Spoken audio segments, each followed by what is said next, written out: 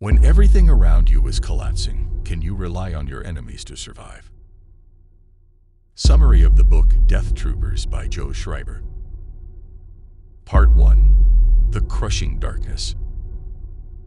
Nights on the prison ship Purge had always been hell for Trig Longo. The cold steel of his cell walls was the only thing separating him from the vacuum of space, and that knowledge weighed on his mind like a stone every night. In that vast block of metal, floating in the dark abyss, there was nothing but the cold embrace of darkness, broken only by the endless hum of the engines. That sound, constant and abrasive, got under his skin, accompanying every moment of his life aboard the floating prison. Maintenance droids routinely passed through the halls, their small metallic hums like whispers in the night, reminding him that, though alive, he was trapped in a place that offered nothing but the promise of death and oblivion. The Purge wasn't just a prison, it was a sentence to despair. After his father's death, Trig felt more alone than ever. He'd been a tough but protective man, and his absence left a void that Trig couldn't fill. The few moments of quiet they'd shared faded, leaving only the echo of his father's last breath in the infirmary, a sound that mixed with the incessant pounding of the ship's machines. Cale, his older brother, was all he had left, but even his presence couldn't ease the weight of constant fear. Together, they'd learned to survive amidst 500 of the galaxy's most dangerous criminals, a lethal mix of assassins, smugglers, and sociopaths who didn't hesitate to kill for fun or for a simple wrong look. The Purge held more than just prisoners. It was a nightmare factory, where shadows seemed to have a life of their own, and screams in the night became part of the routine. Some of the convicts whispered about ghosts in the hallways, about figures moving through the shadows when no one was looking. Trig had never seen anything, but the stories contributed to his growing paranoia. He knew he wasn't safe. No one was. But it wasn't just the prisoners who lived under this constant tension. Zahara Cody, the ship's head medic, had felt the prison begin to eat away at her from the inside. Every day, with every prisoner she cared for, she saw the future grow bleaker. The Purge was a place where hope did not exist, where days fell apart one after another in an endless repetition of violence and misery. Their medical equipment was minimal, and every time a prisoner arrived at the infirmary injured or sick, Zahara knew she couldn't always save him. Space was a cruel place, but the Purge amplified it. Her relationship with Jareth Sartoris, the ruthless captain of the guard, only made the situation worse. Sartoris didn't see the prisoners as people, but as animals, and he treated the crew with the same cruelty. Every glance Zahara exchanged with him was a reminder of how far she was from any kind of humanity. She was trapped in that hole of hopelessness with no escape in sight. Everything seemed doomed to failure until one night, the deathly silence of the Purge was broken by something more sinister than the screams of the prisoners or the sound of the engines. The ship suffered a mysterious breakdown, a failure in its systems that left them stranded in an unknown and uninhabited sector of space. The communication systems went out, the lights flickered as if the very heart of the ship was slowly shutting down. The crew tried unsuccessfully to restore the ship's functions, but nothing worked. They were completely cut off, alone in the vast expanse of the cosmos. With no hope of help, the only chance of survival seemed to lie in a star destroyer, a colossal abandoned ship that floated adrift in nothingness, like a gigantic metallic tomb in the void. But this destroyer was not what it seemed. When the Purge's crew located it, they realized it was empty, with no signs of life. The ship's lights were out, systems inactive. Sartoris, along with a few guards, decided to organize a search party to investigate. They sent a group aboard, hoping to find spare parts or technology that could help them repair the Purge. However, what they found inside the Star Destroyer was far more terrifying than any mechanical failure. The search party returned, or at least a portion of them. Those who returned were not the same. Something had followed them from the depths of the destroyer, something that should not have awakened. Zahara was the first to realize that what they had brought with them was not just disease, it was a plague. A curse that was beginning to spread throughout the Purge, infecting everyone in its path. The bodies soon piled up, and what at first seemed like a simple infection morphed into something much darker. The dead did not stay dead. The vast, empty space surrounding the ship was no longer the crew's worst enemy. Now, the real terror came from within. Part 2. The Awakening of Death. Captain Jareth Sartoris, with his steely face and raspy voice, did not hesitate when he ordered the expedition to the Star Destroyer. From the bridge, he watched the ship drift by, dark and ominous. There were no signs of life, but something in his intuition, or perhaps in the shadows that crossed the monitoring screens, told him that this mission would not be easy. Still, the Purge needed spare parts, and this colossal abandoned ship was their only hope. If they did not try, they would all die. Sartoris chose the strongest and best-armed men for the task. They loaded their rifles and strapped on their armor without a word, the weight of duty sinking in. Trig and Kale, watching from the shadows, already sensed the ominous feeling. It wasn't just the silence that enveloped the crew, or the tense glances exchanged between the guards. It was something deeper, something that had settled into their bones from the moment the Purge had stopped. The air was thick with danger, as if space itself was waiting to swallow them up. And when the destroyer's doors opened with a deafening metallic creak, that feeling intensified. The gunmen, with their assault rifles and support droids, moved into the darkness of the abandoned ship. Sartoris watched the monitor from the Purge, his jaw clenched as the cameras showed empty corridors, dark and damp, as if the ship had been abandoned for centuries. The team moved forward, but the transmission was intermittent. Only a few murmurs and gasps came through the comm channel, and then total silence. Hours later, a few members of the scout team returned to the Purge, but when the cargo bay doors opened to greet them, Trig and Kale felt a pang of pure terror. Half the men didn't return, and those who did, they weren't the same anymore.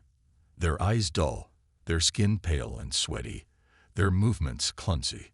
Something had happened to them on that destroyer, something none of those present could explain.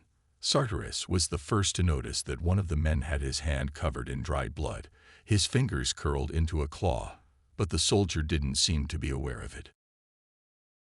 Zahara Cody, in the infirmary, watched with growing concern as the men fell one by one.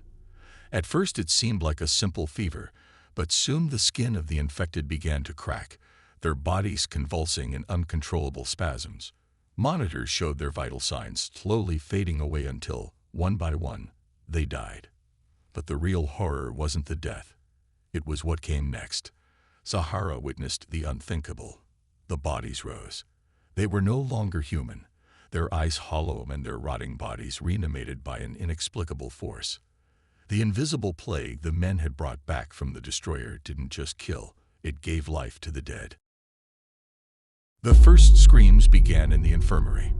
One of the prisoners who had been brought in for treatment saw a dead body rise from the stretcher beside him, its intestines hanging out and its jaw hanging open.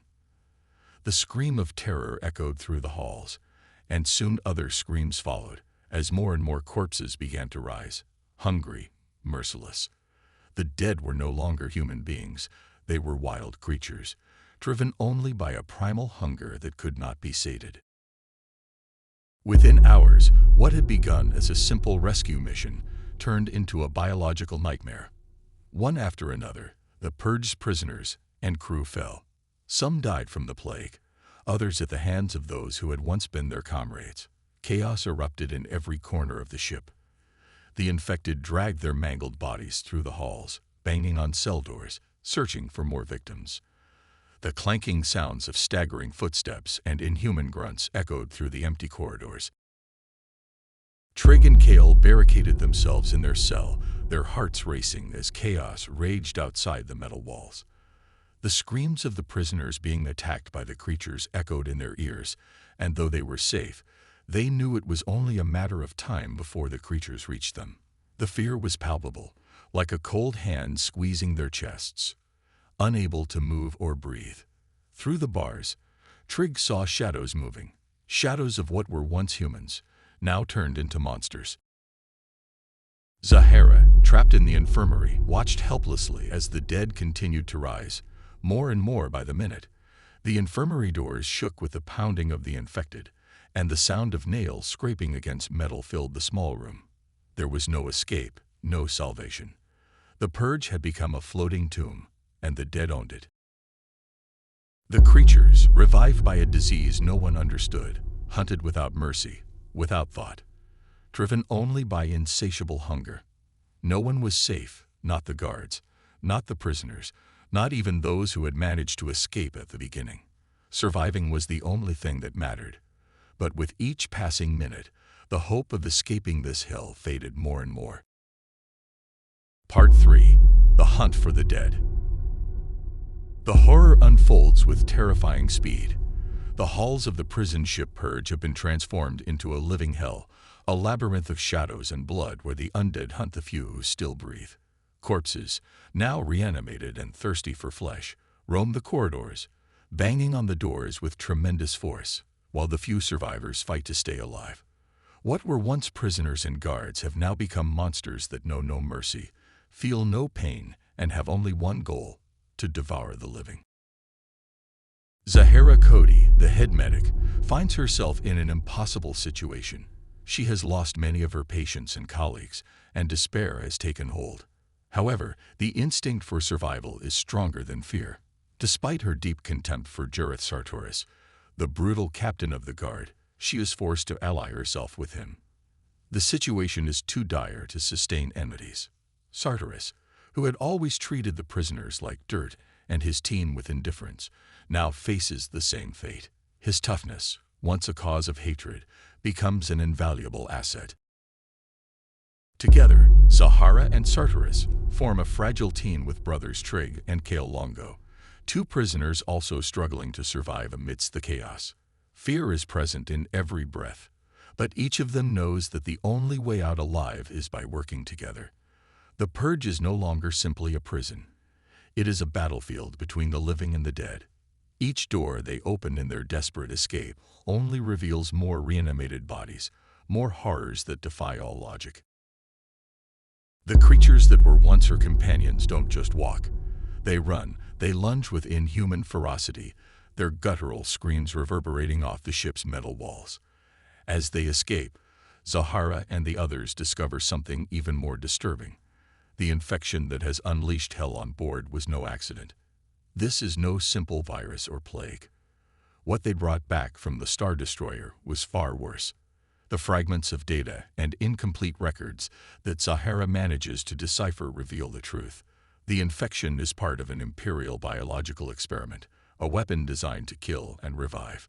Something that was meant to be a dark secret, but has now spiraled out of control. As the gravity of the situation becomes more apparent, Zahara and Sartoris stumble upon an unexpected surprise in one of the lower levels of the Purge. There, among the infected, they find two iconic figures, Han Solo and Chewbacca, both prisoners of the Empire. They are now trapped in the same hell as them. Han Solo, the cynical smuggler, seems unfazed by the chaos. With his characteristic attitude of devil-may-care under pressure, he immediately joins the group, bringing not only his wits, but also his knowledge of how to move in the shadows. With Chewbacca at their side, a Wookiee whose strength becomes an invaluable asset against the undead, hope seems to re-emerge for the first time since the infection broke out. Han Solo has a plan, one that involves using a ship in the Purge hangar to escape this hellhole. But with every passing minute, the death toll grows exponentially, and the hallways fill with more creatures with vacant eyes and gaping mouths. The infected move forward relentlessly, dragging mutilated bodies, and the survivors feel the noose tightening around them. Tragedy strikes when, amidst an ambush in one of the corridors, Kale Longo is attacked by the undead. Trig, caught in a frenzy of horror, watches helplessly as his older brother, the only one left in that prison, is bitten and dragged away by the horde. Kale's eyes meet Trig's for a second, a silent plea before he is devoured by the hungry corpses. The pain in Trig's chest is unbearable, but there is no time to cry. Abandoning his own brother is the only option he has if he wants to survive. As the group continues to fight, Trig is caught in a whirlwind of emotions. His brother's scream still echoes in his mind, but survival instinct pushes him to keep going. He knows he can't do anything for Kale, but that doesn't make the decision any less heartbreaking. Zahara tries to comfort him as they move on, but words hold no weight in this hell. Time is running out. The Purge is a death trap, and the infection spreads like wildfire. With every passing minute, more prisoners and crew members fall, their bodies consumed by the plague only to return as part of the growing undead horde. The survivors find themselves increasingly cornered, and hope for a way out seems to fade into the shadows. Part 4. Final Battle. The group, exhausted and wounded, finally reaches the hangar. The atmosphere in the Purge is stifling, heavy with the stench of death, and the echoes of the undead's footsteps resonate through the empty corridors. Han Solo, his face covered in sweat and tension, moves with the precision of a smuggler accustomed to extreme situations. Every second counts, and he knows it. Lights flicker and prison systems begin to fail as the ship descends into total chaos. The hangar is huge, but at the same time it feels claustrophobic, as if the space is closing in on them with every grunt of the approaching dead. Han lunges toward one of the parked shuttles. His expert hands fly over the controls as he attempts to activate the ship. The panel lights flicker, and for a moment, all eyes are on him. With each passing second, the dead come closer, their rotting, misshapen bodies lurching toward them like an unstoppable wave. The number of infected is overwhelming, a tide of rotting flesh moving with inhuman fury. Chewbacca, roaring with primal fury, steps forward to cover the group. His Wookiee strength is a terrifying sight, his every movement an explosion of power as he rips off arms, shatters skulls, and rips bodies apart. His fur is soaked in blood, but he does not falter.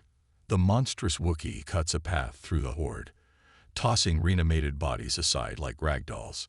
Yet for every dead man that falls, 3 more take his place, their eyes vacant and mouths agape, eager to devour. Bullets and blaster energy are beginning to run low. Sartoris fires with military precision, but even he, so ruthless and efficient, knows they don't have enough ammo to stop the horde. The dead rush in from all angles, and the noose is closing in fast. The creatures feel no fear, no hesitation. They are killing machines driven by an insatiable hunger, and their every attack is a brutal reminder that time is running out. Finally, Han manages to activate the shuttle. Green lights flash on the dashboard, and a glimmer of hope shines in the eyes of the survivors. The ship roars to life, but they are still surrounded, and the hangar door is blocked by the tide of infected. Chewbacca, covered in blood and breathing heavily, continues to struggle to keep the creatures away from the shuttle. Han yells for everyone to get on board as the engines begin to roar, preparing to take off. The tension is palpable. Time is running out. In the midst of the chaos, just when it seems they have gained a fragile advantage, Zahara is dragged away by one of the creatures. One of the undead grabs her by the ankle, throwing her hard to the ground. Her scream is drowned out by the roars of the infected and the roar of the shuttle's engines. The creature's rotting hands clutch at her, its disfigured face leaning toward Zahara, ready to bite. Terror grips her as she feels the weight of death upon her. But before the creature's jaws close on her skin, Sartoris, the man who seemed inhuman in his cruelty, acts. In an unexpected twist, Sartoris, who has always been a cold and ruthless authority figure, makes the ultimate sacrifice. He lunges at the creature above Zahara, ripping her from her grip and pushing her into a group of infected. He knows what he is doing, knows she will not survive. Yet in that moment, something greater than his cruelty or his brutality drives him. Sartoris becomes the shield Zahara needs to survive. As the dead surround him, biting and tearing at his flesh, his screams are lost in the chaos, but Zahara is thrown into the shuttle. Trig, with strength he didn't know he had, grabs Zahara and pulls her into the ship just as the doors close with a resounding clang.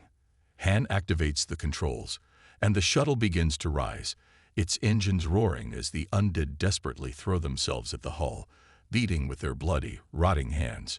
Chewbacca lets out a triumphant roar as he slumps into one of the seats, covered in wounds but still alive. At the last second, the engines roar to life, and the ship lifts off the ground, rising rapidly. From the windows, the survivors watch as the hangar and the entire Purge sink into darkness, consumed by the plague that has transformed the ship into a floating nightmare.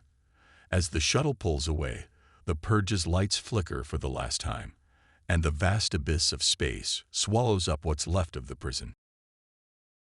Han Solo, breathing heavily, leans back in his seat and looks at the others with a mixture of relief and resignation. Never again, he mutters with a wry smile. Zahara, still shaking from the shock of events, knows that what they have left behind is only the beginning of a long and painful memory.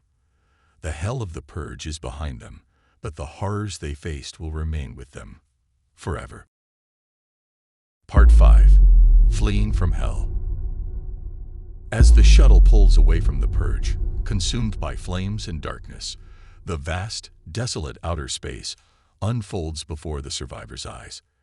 The ship moves silently forward, gliding through the endless blackness, the echoes of the horrors they've lived through still ringing in their minds. Inside the cockpit, the silence between them is as thick as the emptiness around them. The flickering lights of the shuttle's dashboard cast shadows across their exhausted faces, but none of them can fully relax. Trig, his shaking hand still gripping his seat, can't take his eyes off the infinity that stretches out before him through the window. The stars shine, but they are no longer a symbol of hope. They now represent the abyss, the nothingness in which they find themselves floating. Zahara sits silently, trying to process everything that has happened. She has seen death take on flesh, lost colleagues and friends, and faced a kind of terror that even in her worst nightmares she could not have imagined. Reality is slowly setting in, like a poison invading her system. The Purge, that floating nightmare place, is behind her, but she can't stop thinking about what it means. The Empire, which she had sworn to serve, is responsible for this monstrosity. That same Empire that seemed invincible, perfect in its machinery of control, has shown unbridled cruelty. Her hands clench into fists as she remembers how close she came to dying at the hands of the infected, and how much she has lost. Trig, for his part, can't stop thinking about his brother Kale. The pain is overwhelming, a wound that won't heal. Every star in the sky reminds him that Kale is gone. Trig knows that what he saw aboard the Purge will never leave him. Every scream, every blank stare from the undead will stay with him, like invisible scars etched into his mind. He has lost so much more than his brother. He has lost his innocence, his faith in any kind of salvation. For him, space is no longer a place of adventure, but a larger prison, filled with darkness and invisible threats. No one is truly safe. He knows it deep within. Han Solo, leaning back in his seat, tries to maintain his carefree attitude, but even he has been touched by the horror of the Purge. They have faced many life or death situations in their life as a smuggler, but this has been different. This time, they faced not only human enemies, but something far worse. His ever-calculating mind now has only one clear goal: escape. Escape from the Empire's influence, from any planet under its control, and from that damned plague that nearly consumed them all. He knows they can't stay in one place for long, not with what they've seen, not with what they know. His survival instinct tells him they must move on, as far away as possible. It's not just about him and Chewbacca anymore. There are more lives at stake now. As the shuttle heads out into the void, the ship hums softly. Han checks the controls, making sure they're out of immediate danger, but he can't help but think of the Purge. To the Empire, it will be just another failure, quickly covered up, buried beneath layers of bureaucracy and silence. A failed experiment, one of many they're sure to carry out in their insatiable quest for control and power. But Han knows that what they've found aboard that ship is something more dangerous than any Imperial weapon. It's a plague, a force of death that cannot be controlled. And though he's managed to escape for now, he can't help but feel that something darker still lurks in the corners of the Empire. Somewhere, far away, the wheels of the Empire continue to turn, indifferent to the suffering of individuals. The Purge will become a footnote in history, something that will be swept under the rug, forgotten in the secret records of Imperial facilities. Those responsible will never be punished. They will simply adjust their experiments and move on, without regard for the lives that have been lost. The Purge was just another piece on the galactic chessboard, a failed move in a larger game that most don't even understand. But in the shadows, the infection they unleashed has not entirely disappeared. Han knows the dead aren't defeated. Not really. What they saw aboard the Purge doesn't stay there. The infection, like a dark shadow, will spread somehow. And where there's death, the dead can return. No one is truly safe. End of the book Death Troopers by Joe Schreiber. Get the book at planetalibro.com.